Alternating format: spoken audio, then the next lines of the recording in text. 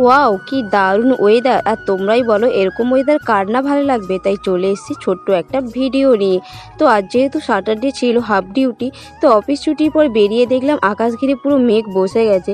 তো আর সোজা বাড়ি না গিয়ে চলে এলাম নদীর পাড়ে একটু আড্ডা দিতে। এখানে এসে দেখি জোয়ার চলে এসছে আর খুব সুন্দর হাওয়া বইছিল। আর চারিদিকে দেখো আকাশটা মেঘ হয়ে বসে গেছে। তো কি দারুণ ওয়েদার, জাস্ট ওয়াও! মানে এখানে মানে অনেকদিন পরে এরকম একটা ওয়েদার দেখলাম। আর সত্যি কথা বলতে এরকম ওয়েদার আমরা খুব কমই পাই, কারণ সারাদিন সোম থেকে শুক্র সারাদিন ডিউটি, আর ডিউটি স্যাটারডে হলে হাফ ডিউটি থাকে, কিন্তু এরকম ওয়েদার প্রায় বেশিরভাগটাই প্রচণ্ড রোদ থাকে। আর আজকেই দেখলাম এরকম ছুটির পরে এত সুন্দর ওয়েদার, তাই আর মানে বাড়ি না গিয়ে এখানেই আড্ডা দিতে চলে এসেছি।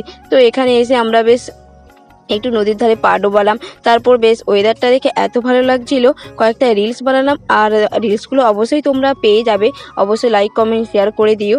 আর কয়েকটা ফটোশ্যুট করলাম, কিন্তু তার কিছুক্ষণ পরেই ঝমঝমিয়ে বৃষ্টি নামলো। সত্যি কথা বলতে এত সুন্দর ওয়েদারে এত সুন্দর বৃষ্টি, আর বাড়িতে নেই ভিজবো না তাই কখনো হয়?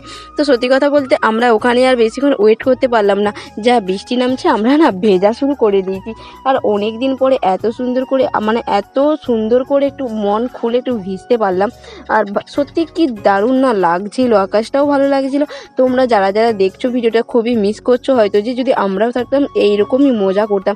সত্যি আমরা অফিস ছুটির পরে যদি নদীর ধারে না যেতাম এই মুহূর্তটা খুব মিস করতাম।